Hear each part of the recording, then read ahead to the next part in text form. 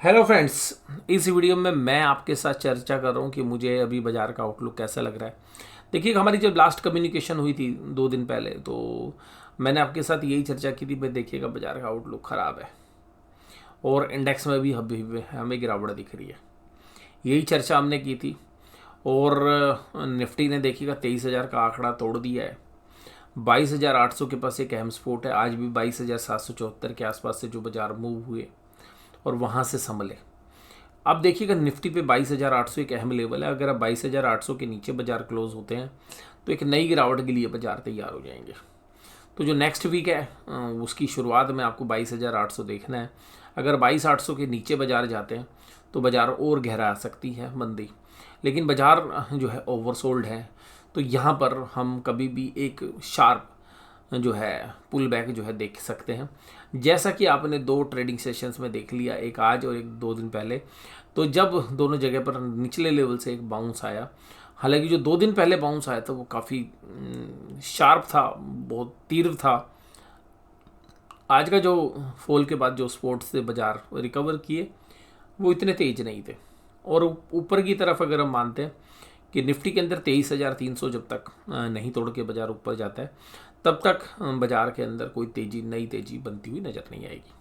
दूसरी बात है, लोग फंस गए हैं भाई, शेयर्स खरीदे और अब लोग निकलने की सोचते हैं। तो अब जो बाजार में जो पोजीशंस हैं, इंडेक्स के जो शेयर्स हैं, उनमें एफएनओ की पोजीशंस, तो बड़े प्लेयर्स अपने पोजीशंस को देखिएगा बचा सकते हैं, क्योंकि इंडेक्स के शेयर ज़्यादा नहीं गिरते। लेकिन लोग प्लेस करके जो है फ्यूचर्स में या ऑप्शंस में पोजीशन बनाते हैं। और जो शेयर्स अक्सर होते हैं वो स्मॉल कैप और मिड कैप के होते हैं। अब वो शेयर्स, अगर जो प्लेस शेयर्स हैं, अगर उनकी वैल्यू अचानक गिरेगी तो जो ब्रोकर की तरफ से आपको मार्जिन कॉल आएगी, और जिसकी वजह से आप अपनी एफएनओ की पोजीशन को भी नहीं संभाल पा रहे हैं। तो अल्टीमेटली बाजार के अंदर बुल्स फंसा हुआ है। और जो इस तरीके के रिटेल ट्रेडर्स हैं या जो लीवरेज पोजीशंस हैं, चाहे वो बड़े प्लेयर्स की हैं चाहे छोटे प्लेयर्स की हैं, उनके गले तक जो है पानी आ रखा है। और जो बड़ा प्लेयर है, जो सुपर, मैं जिसको ऑपरेटर कहता हूँ, वो जो अदृश्य प्राणी मिस्टर इंडिया है, वो अभी निकलने नहीं देगा। तो अल्टीमेटली इंडेक्स के अंदर गिरावट आए या ना आए, लेकिन स्मॉल कैप और मिड कैप अभी नहीं संभलने वाले हैं। तो स्मॉल कैप और मिड कैप इंडेक्स के अंदर अभी और जो गिरावट है वो आएगी। हाँ, हालांकि स्मॉल और मिड कैप में भी एक टेक्निकल बाउंस आ सकता है अगर later part of the week की अगर हम बात करें तो। बट अल्टीमेटली स्मॉल कैप और मिड कैप में लोग फंस गए हैं और उन्होंने वो शेयर्स प्लेस कर रखे हैं। उनके सामने फ्यूचर में पोजीशंस उठी हुई है, या एमटीएफ जो बुक है वो बड़ी हो रखी है। अगर एमटीएफ बुक देखें तो एमटीएफ में जो शेयर्स ले रखे हैं, तो जो मार्जिन कॉल्स हैं वो आती रहेंगी। तो स्मॉल कैप और मिड कैप में जो है हमें अभी भी लगता है कि और भयंकर गिरावट बची हुई है। और जहाँ तक निफ्टी 50 की बात करें तो निफ्टी 50 का लेवल मैंने बताया, 22,800 के नीचे मंदी खेलनी है, 23,300 के ऊपर तेजी खेलनी है। लेकिन 23,300 के ऊपर भी मुझे लगता नहीं अभी हाल फिलहाल में इतनी जल्दी बाजार जाएगा। 22,800 टूटने की प्रबल संभावना है, जहाँ पर कि बाजार फिर 22,500 तक जा सकते हैं। 22,500 से फिर दोबारा से मुझे लगता है कि 22,800 को टेस्ट करने के लिए बाजार दोबारा से आ सकते हैं। तो निफ्टी में मैं बहुत कोई तेज़ी से शार्प गिरावट नहीं देख रहा। बट हाँ, बाजार में वोलेटिलिटी ज़रूर रहेगी ऊपर नीचे, जिस तरीके के आज आपने मूव्स देखे। अगर हम कैंडल की बात करें कि भाई निफ्टी 50, तो निफ्टी 50 देखिएगा आज भी एक अहम सपोर्ट के आसपास जाके बंद हुए हैं।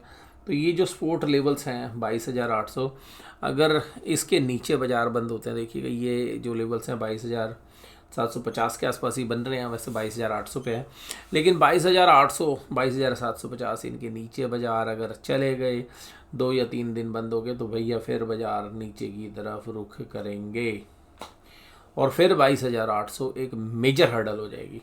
तो 22,800 जब तक है, 22,750 है, हम टेक्निकल बाउंस जो है एंटिसिपेट करेंगे। लेकिन यहाँ पर कोई भी एग्रेसिव ट्रेड लेना बहुत ही रिस्की हो सकता है। आज आईसीआई बैंक, इन्फोसिस, टीसीएस या नेस्ले जैसे शेयर्स ने बाजार को संभाला। वहीं अदानी ग्रुप के जो शेयर्स हैं, Adani enterprise, Adani ports, Bharat electronics और ट्रेंट और महिंद्रा एंड महिंद्रा जैसे शेयर्स जो है कमज़ोर नजर आए। उसके बाद मेरा जो पसंदीदा बेरिश स्टॉक है, जो बहुत बार लोगों ने मेरे से चर्चा की थी, जब भी 6,500 6,500 था, मैंने कहा भैया ये नीचे ही जाना है, इसमें रिस्क ज़्यादा है और रिटर्न्स की संभावना कम है। और हालांकि देखिएगा बाजार में तो सारे शेयर्स गिरे हैं, बट इसमें अभी भी और रिस्क बना हुआ है।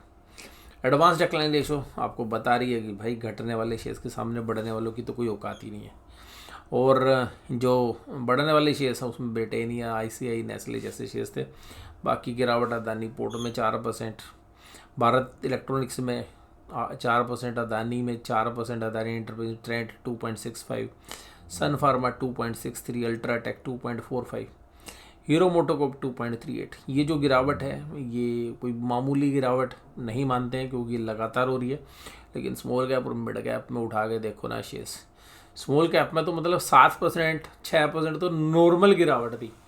मतलब अगर आप नज़र दौड़ाएंगे स्क्रीन पे तो लाल ही लाल नज़र आएगा। 3-4% तो बड़ा कॉमन है, लेकिन फिर भी आपको 7%, 8%, 9% शेयर गिरते हुए बेइंतहा नज़र आएंगे।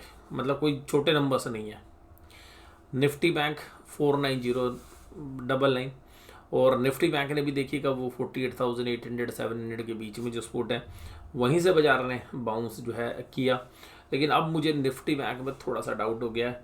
और निफ्टी बैंक में जो मैंने कहा था कि भाई पिछले महीने के जो लोज हैं वहाँ तक बाजार जा सकते हैं, तो अब मेरा जो पहला दायरा है वो 48,400 और 48,000 है। लेकिन मुझे ये ध्यान रखना कि यहाँ पर निफ्टी बैंक में पुल बैक आएगा, और जो ऊपरी तरफ से जो रेजिस्टेंस है वो मुझे अब 50,000 का है।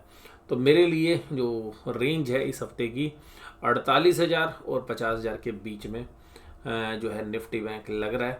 अगर किसी भी साइड में बाजार अगर फटता है तो ये समझ लीजिएगा एक बड़े मूव्स आएंगे। अगर 48,000 तोड़ के बाजार नीचे चला जाएगा तो 1200-1500 पॉइंट का एक फॉल देखने के लिए मिल सकता है। अगर 50,000 ऊपर तोड़कर आपके बाजार ऊपर चले जाएंगे तो 51,200 जो मैंने पहले भी चर्चा आपके साथ की थी वहाँ तक बाजार जा सकते हैं। यानी कि किसी भी साइड बाजार अगर फटता है तो 1000 से 1500 पॉइंट के मूव्स जो है देखे जा सकते हैं।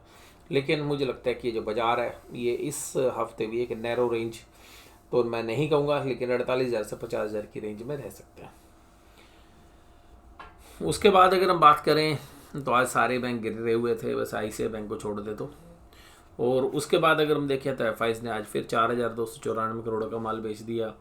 डीआईज लगातार खरीद रहे हैं, लेकिन फिर भी बाजार नहीं रुक रहा है क्योंकि अब रिटेलर्स या जो हम एचएनआई इन्वेस्टर्स हैं वो फंस गए हैं। और 858 करोड़ की इंडेक्स फ्यूचर्स में सेलिंग थी, 7,700 करोड़ इंडेक्स ऑप्शंस में, उसका 485 करोड़ की जो है स्टॉक फ्यूचर्स में खरीदारी थी। Put call ratio Nifty bank Nifty की एक ओवरसोल्ड जोन के आसपास है, बट एक्सेसिवली ओवरसोल्ड अभी हम नहीं कहेंगे, थोड़ी सी गुंजाइश अभी और है। हाँ, इसीलिए ऐसा है कि जब हम देखते हैं कि बाजार 22,800 के आसपास निफ्टी आता है और 48,700 के आसपास बैंक निफ्टी आता है तो बाउंस जो है आ जाते हैं क्योंकि बाजार जबरदस्त ओवरसोल्ड हो जाते हैं। डाउ जोन्स मामूली गिरावट के साथ है और गोल्ड 85,220 के ऊपर है। वहीं पर सिल्वर ने एक नई ऊंचाई को जो है छूने की तैयारी फिर कर रखी है। और देखिएगा सिल्वर आज 96,880 के ऊपर क्लोज हुआ है, तकरीबन 1.28%, 1220 रुपये का जो है चांदी का भाव बढ़ा है। और जैसा मैंने आपको पिछली वीडियो में बताया कि इस साल का सबसे पहला निवेश जो हमने किया था वो सिल्वर के अंदर ही था, और ये मैं आपके साथ पहले भी चर्चा कर चुका हूँ। ब्रांड क्रूड $75 पर। ऑप्शन चेन के डेटा भी यही बता रहे हैं कि भाई अब कॉल राइटिंग बढ़ रही है धीरे धीरे, लेकिन अभी क्योंकि जो है वीकली एक्सपायरी में कुछ दिन है तो अभी ज़्यादा ऑप्शन है नहीं। निफ्टी बैंक के अंदर भी अगर हम देखें तो निफ्टी बैंक में ऑप्शंस के जो ट्रेड्स हैं वो कोई खास नहीं है, लेकिन पुट में एक जबरदस्त अनवाइंडिंग देखने के लिए मिली है। तो आज की इस वीडियो में बस केवल इतना। वीडियो देखने के लिए धन्यवाद। Thank you very much.